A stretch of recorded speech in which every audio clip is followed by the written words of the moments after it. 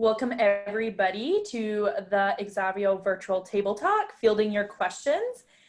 We are going to get going here right away. We have Brent and Dee with us today, and Brent is actually going to start with a presentation and a live demonstration, and then they will be able to answer your questions. So throughout the presentation, feel free to put your questions in the chat. We will answer them all at the end. Or if you have a question and want to ask it live, I can unmute you at the end and you'll be able to ask them your question. So I'm going to pass it over to Brent. Awesome. Thank you very much, Caitlin. And thanks everybody for taking the time out of your busy day and selecting us with all the different options that we have here at Ag in Motion. Just quickly want to thank the Ag in Motion team too for getting this put together under the circumstances. It was something that, of course, they had to work really fast on, and we've had a great experience so far, and hopefully you guys have as well. As we mentioned earlier, my name is Brent. I'm going to be taking you through the Zarvio system here today. I'm going to get a lot more in depth than we have in our previous demos here throughout the week. I'm joined today by my colleague Dee on the line, and also inside the chat room as well, we have our colleague Leslie Pohl, who's our customer experience rep. And she'll kind of be in the chat there as well, and maybe potentially helping out with any questions that you have immediately. So just a little bit of contact information for me. There's my phone number, email, and Twitter. I'm, of course, very active on Twitter and like to stay engaged. So throughout this presentation or even afterwards, if you have any questions at all, please don't hesitate. Follow up with me, and we'd be more than happy to answer those questions that you have. Just want to give a quick little background on the team that we have here in Canada. I mentioned a few names earlier. Leslie Pohl, who's in the chat, our customer experience rep from North America. Leslie is great. If you ever have any questions or even just a friendly voice that you want to talk to, you can go ahead and give her a line of call, and she'll be there for you. Also on her team is a gentleman by the name of Doug Mckay. Some of you in the room may be familiar with Doug. Doug is, I think, safe to say, a legend in the precision ag industry. So he's been doing this for a really, really long time and helps lead out a lot of our commercial projects that we lead. So a lot of the solutions and products that we put out for a field manager, we put through a bunch of very rigorous testing. And Doug is one of those guys that helps to make sure that we're achieving our goals in order to roll things out to our users. Of course, we have Dee here. Dee is she's been with us for a while, but she's come into a commercialization role, and she sort of keeps us all together here within the mix. And myself, I am the current Canadian Business Development Manager for Zarvio. If you guys have heard any Zarvio presentations before, it likely would have been from me, or if you've seen or worked with any of our help videos, you might even notice my voice narrating those. So that's a little bit of a quick look of our team here in Canada. Obviously, we're just part of one spoke on the wheel, if you will. So Zarvio, of course, is the official digital brand of BASF, but we do cover things on a much global scale. So we have colleagues in Germany, France, UK, the United States, Brazil, Argentina. So we're really, really a very large global-based company. And everything that we've gone through and built and created has been built in-house by us and is serviced and managed by us. So just a quick little background on Zarvio here again too. We're going to go around the wheel here a little bit. So we were originally created in 2015 inside the Bayer platform. So we became Bayer's digital platform. Then when they acquired Monsanto, we were divested along with several other assets to BASF. And we joined this really amazing BASF team that we're really happy and proud to be a part of. BASF at the time had two other programs that you may be aware of, Meglis Farm Navigator and ZX platforms. Both of those have now kind of been dissolved and incorporated into the Zarvio business. And in January 2019, we became the official digital brand for BASF. So anything digital related, precision farming related that BASF starts to put out there is coming through with us, as well as has some sort of Zarvio influence.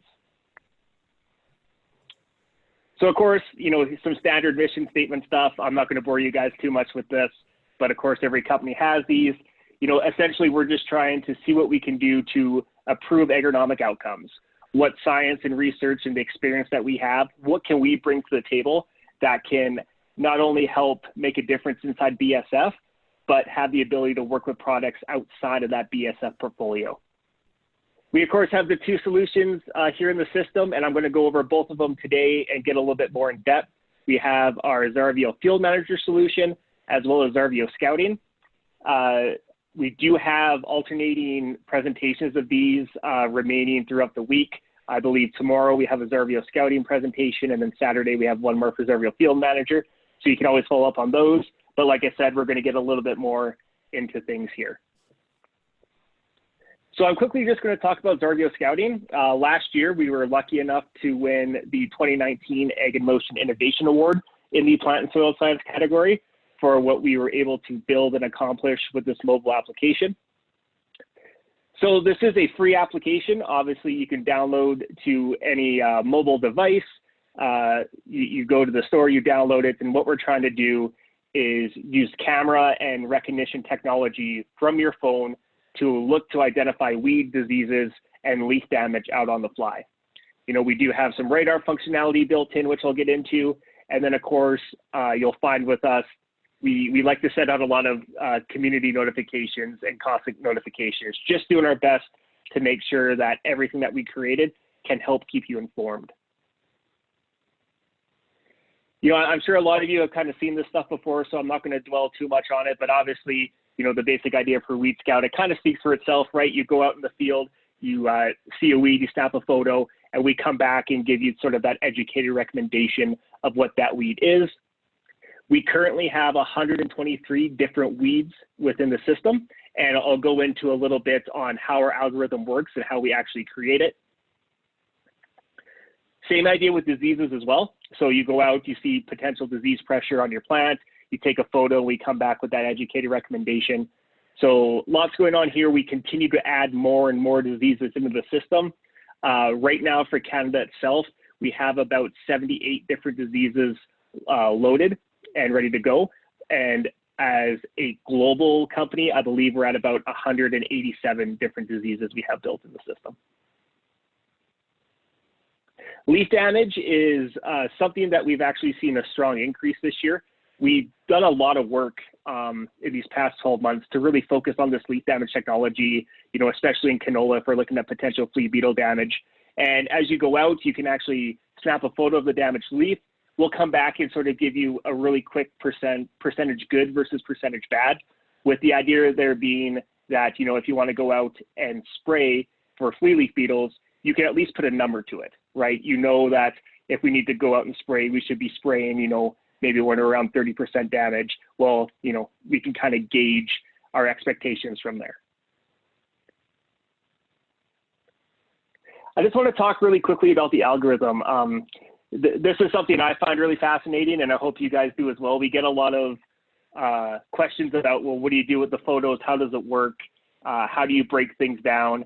It's not just as simple as going out and taking a photo of shepherd's purse and then us telling you it's shepherd's purse, right? There's a lot of stuff that gets broken down in the system. So basically what we do is we take every single individual weed that we have and we break it down into 5 different growth stages. So all the way from cotyledon to full flowering.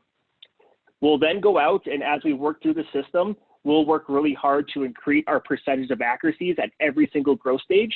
So when you go in and take a photo, basically in the back end, how it works is, okay, I've taken a photo of this weed, what growth stage is it at? And then from there, we can kind of cycle through the system to see which weed it correctly identifies with. The overall goal is, of course, to get these numbers as high as possible. You can kind of see the different orange and yellow and even white out areas in this example. This is a bit of an older example from 2018. But what we'll do here too is we still work with a lot of colleges, universities, applied research associations to really help collect pictures and build this algorithm. So we'll actually go out and look for these specific weeds at these specific growth stages, excuse me, to go through and actually see what we need. So really fascinating. This document itself is actually available inside the app as well. We're not afraid to show what we're good at or what we're bad at. So inside the app, you can actually go in there and find this document. and see what's going on. Also, the ability to detect different pressures here within the system. We do have this real cool live radar functionality. As you can see from the image on the left, every photo is of course georeferenced. And from there, you can actually go through and see who within your area has potentially ID'd other weeds or other diseases. So you can start to potentially track, where those pressures are coming from. Now, you can't zoom all the way in on a field. If Dee is my neighbor here up the road, I can't zoom all the way into Dee's field and say, hey, keep your wild buckwheat out of my farm. We can't quite zoom that close, but it gives you a pretty good idea within a certain radius of where these diseases are coming from. So just like anything in technology, if you do the same thing for too long, you get that fun word called stale, and that's something that every technology-based group wants to avoid. So we do have some new components that came out here for 2020. The first one here being the multi-weed identification. So basically we call this identifying the salad. We can now go out, actually take a photo of a lush area and start to see potentially what different weeds are located just within that image. And then as you can see over on the right-hand side here and through the different circles located on the image, we'll be able to come back and sort of give you that educated recommendation and percentage of accuracy that we have within the system. One quick thing I just want to mention about the weed ID functionality, we do not give any recommendations on what to spray at this point. That is maybe something that is coming down the future, but it's simply just what it is and the percentage of accuracy, no recommendations. And another new feature that's come out, one that I'm really excited about this year, we're just testing it out. So actually, if you look inside the App Store now, we only have it inside for corn and soy, but we have emergence analysis. So we can actually do some standard plant and counts as the crop's coming out of the ground. This sort of basic idea kind of comes to for when I was a summer student working for agronomists and Alberta agriculture, where I had a square, a per meter square that I would basically throw in the air, and wherever it landed, that was the area where I went and did my plant counts. Sort of the same concept here. So as the crop's coming out of the ground, you snap a photo of it. It will go through and count the images, count the plants within that area. You can then move through the crop and take up to 10 different images throughout it, and we'll sort of come back and give you that average per meter squared base of plant coverage based on those photos. So something really cool and something unique that we've come out with. Like I said, if you go into the app right now and take a look, you're only going to find corn and soy, or corn and sugar beets, I believe, in there at the moment. Going into next season, we are going to have soy, wheat, and barley in the system, and very likely canola as well. So we did plan to have canola live for this year. As we went through and looked at some different things, we just didn't feel it was quite ready yet. So we're still doing some testing on canola, and that will likely be added to the scope here as well. We get a lot of questions about our uptake about the app and who's using it and who's downloading it. Well, here's a quick snapshot of our downloads. So as you can kind of see throughout Canada and the United States here, the areas that are most prevalent where these have actually been happening and downloading, we're just about over right around 50,000 downloads within Canada, and that continues to grow every single week. And we're, I believe, close to 80,000 in the US, if not more. I can clarify those numbers if anybody wants the exact ones, but we can definitely clarify them. But we're seeing constant growth and uptake on this every single week. So that does it for scouting here now. Just in the interest of time, I'm just going to transition right over to Field Manager, and we can go through and talk about that. We will have some time for questions at the end too, and as well, if anybody wants to follow up with us, you can go back to our virtual booth space and actually book some time with myself or Leslie if you want to do so. So let's jump over to Field Manager. Was very happy to add in this slide last minute. We were lucky enough to win the aginmotion Innovation Award this year in the Plant and Soil Science category for Zarvio Field Manager, and our integration for it into full mobile application. For a long time, we were only able to do this sort of thing web-based, so you had to be on your computer or your laptop, but we've given the entire system an uplift these last 12 months, as well as made it fully functional from any mobile device. So that's pretty cool, and that's something that we're going to get into here as well. So some of you may have heard or seen Field Manager. You might be like, Brent, you know, how do you win an innovation award for something that's been around for a little bit? Well, here's what we did. For 2020, we completely redid the interface. We cleaned up the system, made it a lot easier, a lot more sleek, a lot easier to navigate there within the system. We've upgraded different dashboard views. We now have a large farm management portion of it called the cross-farm dashboard. So whether you're a farmer working with different farms, if you're an agronomist who's working with different farms kind of scattered throughout the countryside, you can search for specific disease timing recommendation as well as the weather. The field-specific weather that was brought in was something very new for us as well. For the weather itself, and I will get more into it in the live demo, we're working with multiple different weather providers, as well as some very strategic partners, one of which being Arable, where we're actually bringing in all this different weather information. And what we'll do is we'll break everything down into a 10-day forecast. And for every individual field, we're going to break that weather down within 24 hours. So you can actually see when the most ideal time to actually go out and spray your crop might be. We're very happy with the accuracy of the weather data. It's working pretty well, and definitely one of the positive stories that we have so far coming from this 2020 season. We added in some new crop types that I'll get into as well, and of course the full mobile app functionality. And one last thing I'll mention as well, Zarvio Field Manager and Zargo Scouting now directly talk to each other. So there is communication back and forth between the two, meaning that any scouting trips that you do with Zarvio Scouting will show up inside your Field Manager dashboard.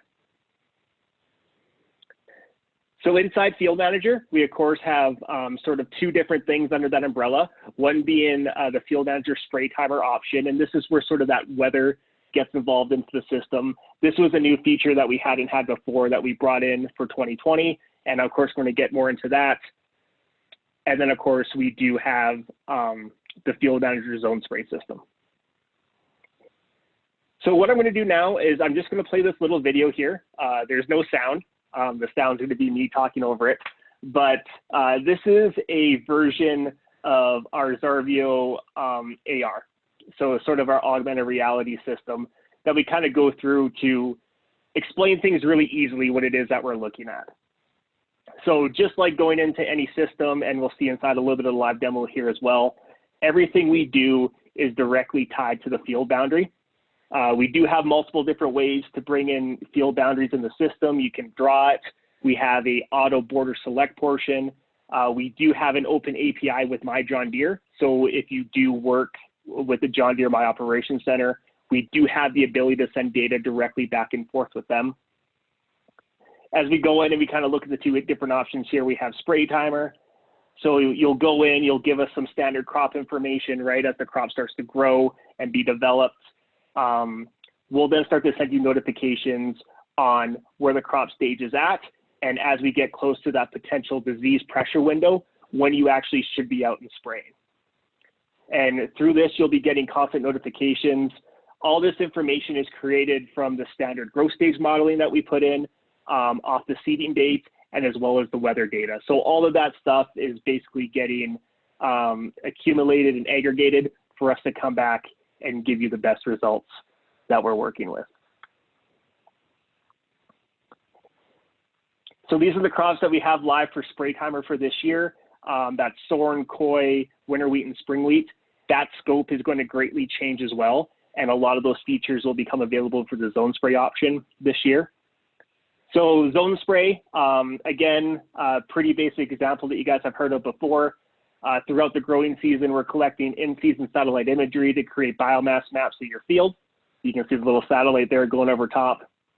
And when this happens, what we're doing is we're looking for the areas at your field with the highest vegetation, the highest biomass, so that most yield potential, and the areas with the lowest. And when you go out to potentially spray your fungicide, you can maybe only target the areas that you need and maybe hold back a little bit on that fungicide application. So as opposed to spraying a whole field, maybe you're going out and you're only spraying 80% of the field or stuff along those lines. All the prescriptions are created in-house. We work with multiple different monitors, and of course we have full tech service as well. So you then send your prescription out to the sprayer and you can go ahead and start spraying. And as you go through, your zones will be able to turn on and off based on their location.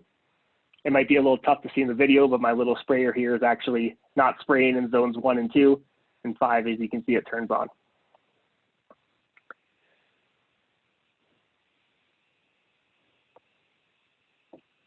So pretty standard stuff here. We only had it available for canola for this season. Going into next year, that scope is going to greatly change as well. Just about everything that we had in spray timer, that's pretty much what we're going to see going into the next season. And of course, from here, you can go ahead and sign up and register.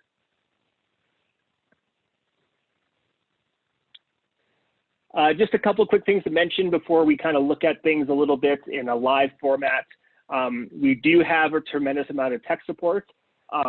We do have a YouTube channel. So if you search Zarvio North America on YouTube, essentially you'll have full access to everything in our system. So there's videos in here of me breaking down every single step of this process down to about videos that are under between 2 to 5 minutes.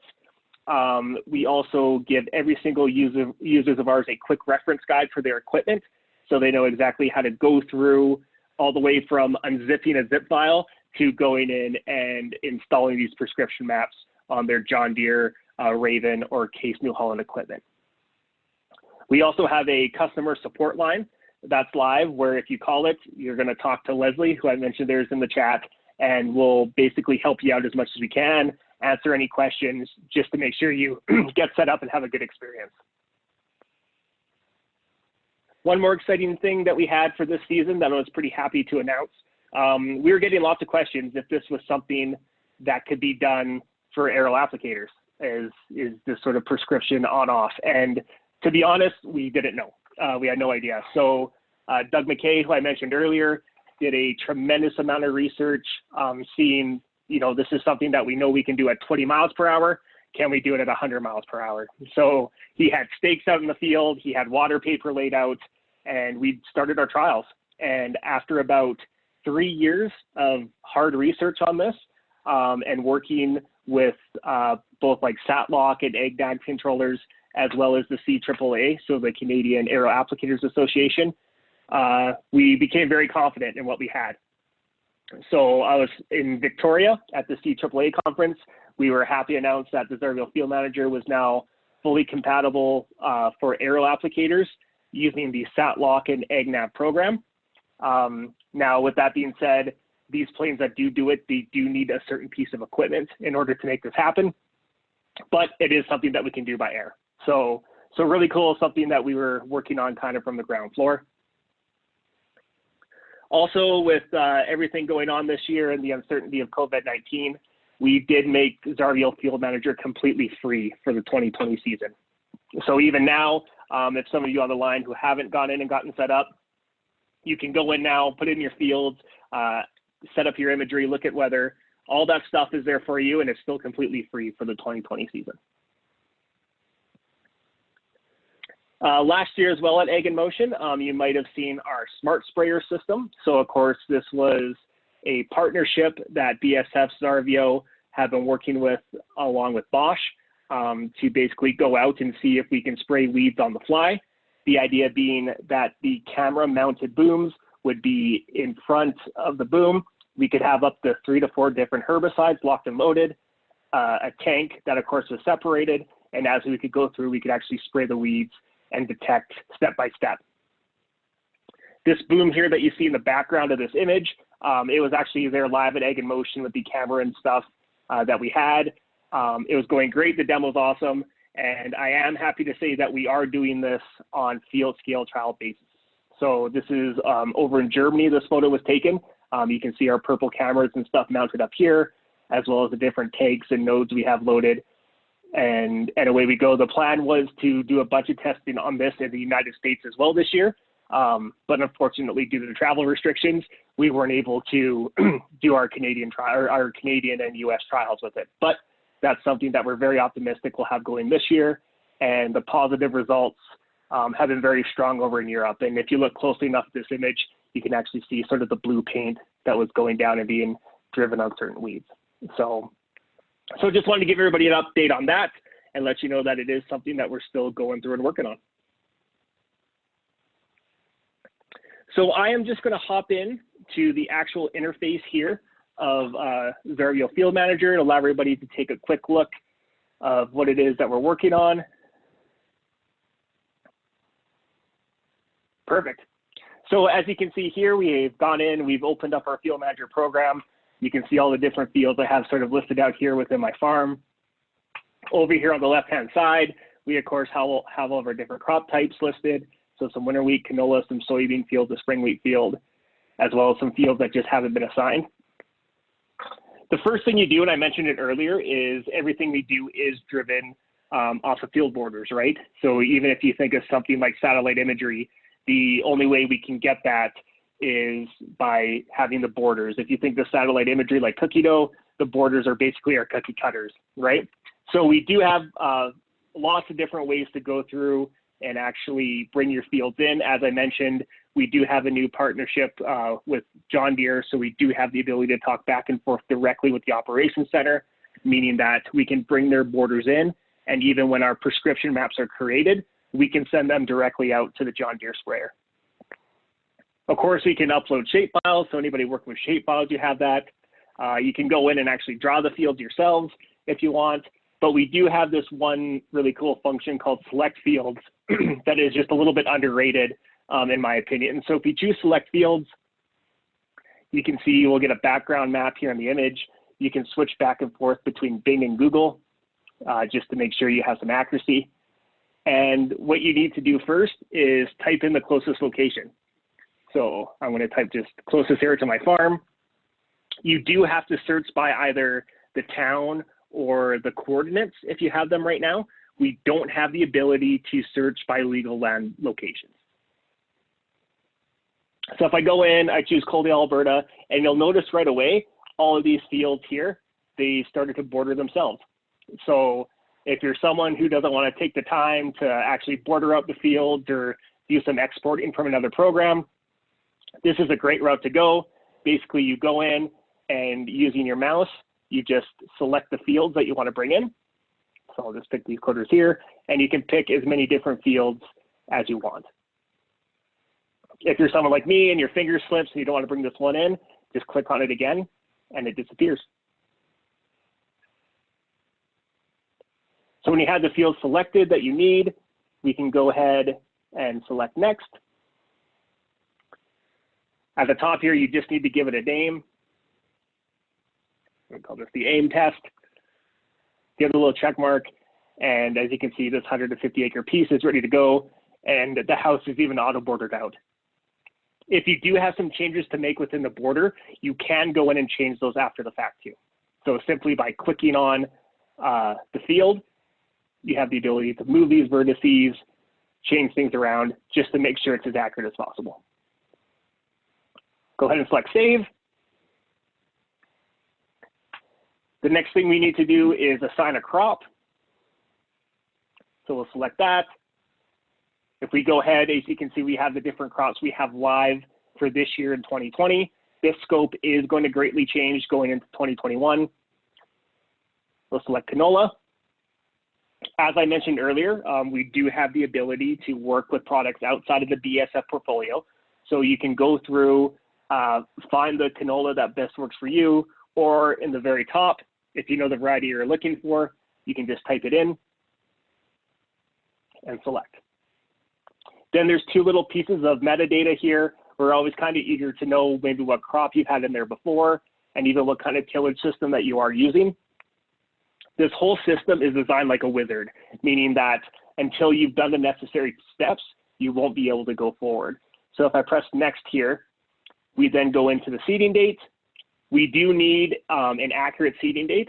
So we'll go in and we'll say select May 23rd here. The reason we need this is because our BVCH model does start with the date that you've selected as your seeding date, which is going to basically affect our entire growth stage positioning. You can go in after the fact and change the seeding date, as well as make changes of observations for crop growth. So maybe if you plan to seed on May 23rd, but you maybe didn't get it done until May 29th, it's not a big deal. You can always go back in there and make some edits. Select save. And as you can see, my aim test field's been added. So what will happen now is the first thing that you're going to get once this sits in the system is everyone gets what we call a power zone map.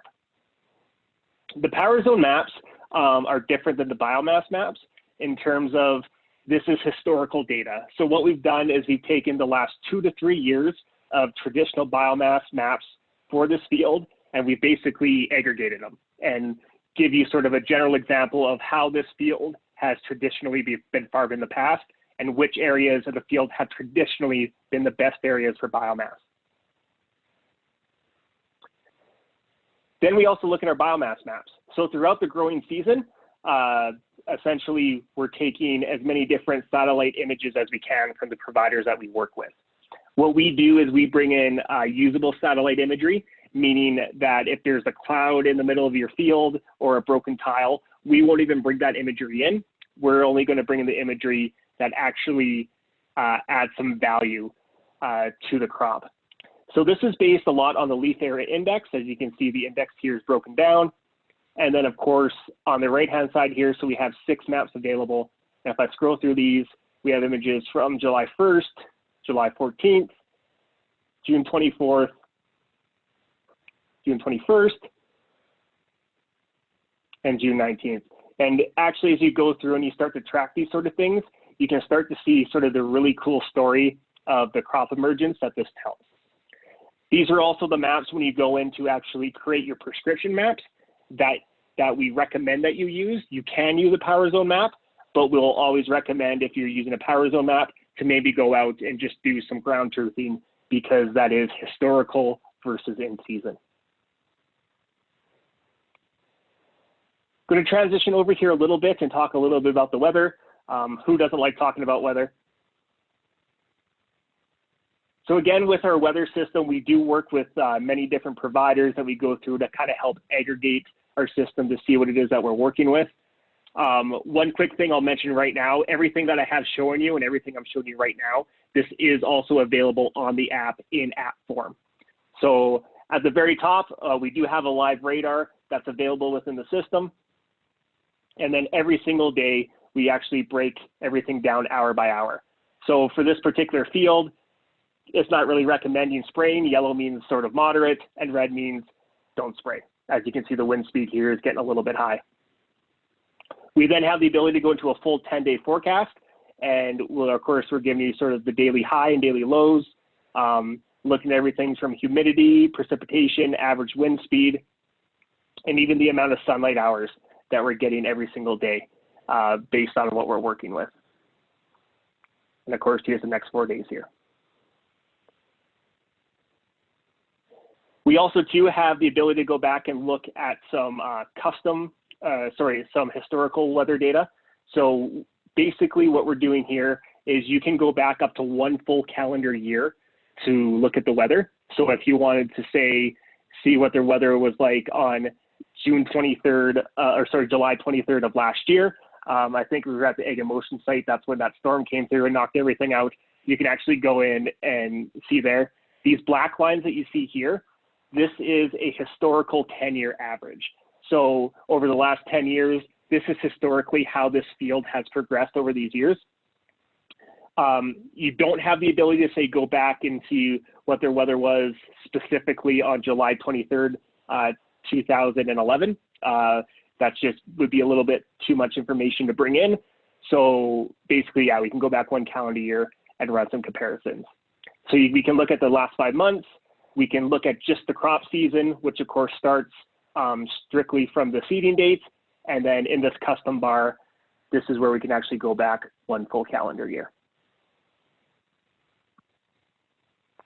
So real cool system, a lot of fun. And of course, the weather is something that's helping drive our growth stage modeling. couple other things that I just want to show you guys quick before we get into some questions. If we go in at the very top here, we do have this feature called Cross Farm Dashboard. This is a new feature that I mentioned earlier. If you were someone with maybe multiple different farms that you've dealt with, or an agronomist with multiple different clients, this is where you could bring their information in. You can search the farms and you can select all the different farms it is that you're working with. So maybe if you just wanted to look at one farm, if you wanted to look at multiple farms all over the place, you can do that. So if I go through and just select a few,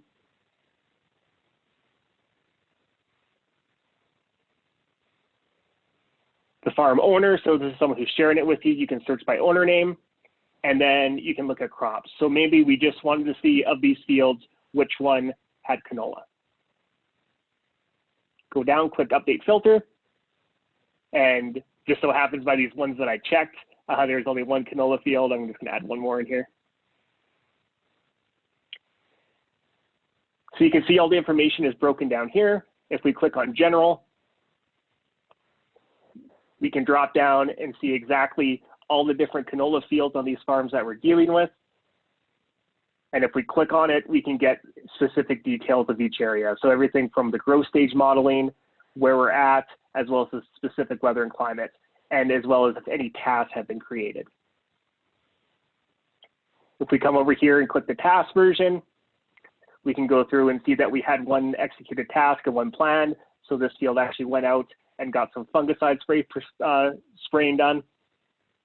And then of course, if we look at diseases, this is where you can actually go through and see which of these fields are actually the most susceptible to disease. So we have some areas that are good. These fields that are red means that they're very high risk for disease. And then of course, we do have some other ones here as well.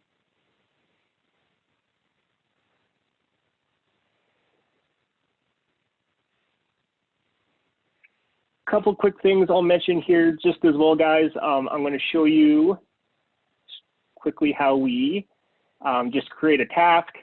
So if we want to go through and we actually want to make a prescription map for one of our canola fields, we can go ahead, we can select the field that we want.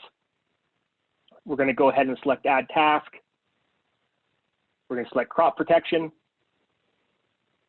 And just like bringing in the fields, everything is set up like a wizard. We're going to ask you to select within this 5-day window when would be ideal for you to spray. And as you can see here as well, you can actually see how we have some good treatment conditions broken down hour by hour. We're going to select that, hit next. We of course have all of our different fungicides listed here below. You're going to put in your gallon rate as well as the standard pounds per acre rate. Select next. And you can see over here on the right-hand side, we have our full report of the areas that need to be applied. If we come over here to change map, this is where we actually have the ability to turn specific zones on and off. So as I go through this, maybe for this field, I don't want to spray zones 1, 2, or 3. Maybe I'm feeling crazy and I don't want to spray zone 4 either. And as you can see, those zones are removed. And if you pay attention here to the left-hand side, as I turn these zones on and off, the water and mix actually change.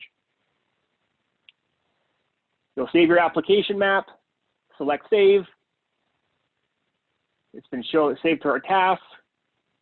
And then when we actually go in to download this prescription map to our sprayer, you'll see we have it set here for Friday, July 24th. We're going to hit send or download. And here we have the ability to assign directly to your operations center, send the map. You can download a standard shapefile. You can download an ISO XML file, which is needed for certain CMH equipment. Download just a PDF of the tank recipe, as well as both aerial formats for both StatLock and AgNav. And lastly, just one quick thing I want to show. We do at the top area here have a system called Analytics. This area, we offer a whole bunch of different information available about your field.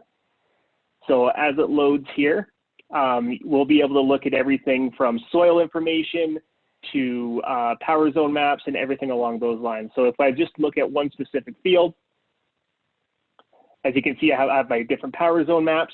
I have a slope map that's been made available to me, so you can track the slope. And we also have an elevation map. And of course, we have these soil maps. Now, these soil maps that are brought in, they are actually from the CANSYS system, which is the Canadian Soil Information System. So this is data that's available, but for each field, you can look at everything from texture to sand content, to clay content, to rock fragments, all the way down to sub 2 meters. So some really interesting information for those in the room who want to look at some soil information. Is it the same or as good as a soil test? No, right? But it's definitely some soil information that's in there for you for those who want it. And last but not least, I want to show just one more thing here because I know it's coming up in the questions, and I'm just going to get a little ahead of it at the same time. As I mentioned, we are fully connected with Zargo Scouting. So if I click on Zarvio Scouting here, you'll be able to see all the different trips I've gone out and taken, all the leaf damage trips that I've taken. And if I click on them, you can actually see these specific areas. So if I'm out in the field and I notice leaf damage here, I can click on Assign to Task. What we'll do is this is actually going to create a scouting assignment for a specific field. And we'll say on Blaine's farm, we've assigned the scouting. So these are some ways that it's just been integrated, guys. Again, wanted to make sure there's lots of time for questions, and hopefully I didn't go through that too fast. If you want to know more or you want some one-on-one time, please feel free to reach out to us in our virtual booth. I'll put my contact information up here again. And with that being said, I'll take a sip of water, and if there's any questions, we can fire those out right now. So thanks everybody for your time. Dee, if you can, because I haven't been looking at the chat at all, but if there's anything in there, Dee, that you might be able to send my way. Brent, I do see one question here from okay. Patrick. Can you manually adjust the on-off maps as well? For sure. So yeah, so when you go through and create the on-off maps of your prescription, you have to go in and actually turn the zones on and off yourself. So it's up to you to go in and create those maps. Once they're located put in the sprayer, you cannot change them on the fly. And that's not a limitation from us. That's more of a limitation on the actual monitor itself that you're using inside the equipment. But with that being said, we do have the ability to create those maps from your mobile phone as well. So you can be on the edge of your field looking at things around and actually be creating that prescription map right there on your phone. Awesome. And then there was another question from Chris. You have several different maps in there. Is there a way of layering multiple maps? You have to create custom management zones, or do you just have to pick one? So right now, you just have to pick one. And that's a really good question. I know even someone like me, I love the idea of layered data, and that's definitely somewhere that we want to be. Even looking at that analytical end side of things that I showed at the end with the CANSYS data, I think eventually that's where we're going to get where we can actually bring those things in. We do have a feature in there as well where you can create your own management zones. So if you know for a fact there's a certain area of your field that you don't want to spray, or even if you just wanted to put in some trial areas, some strip trials, we have the ability to set those up as well. And that's live in the system. And I'd be more than happy to show that to somebody who's interested. Well, Brent answered my question about how scouting and farm management enter together. But if anybody has a question that wants me to unmute them so they can ask the question to Brent, let me know and I can do that.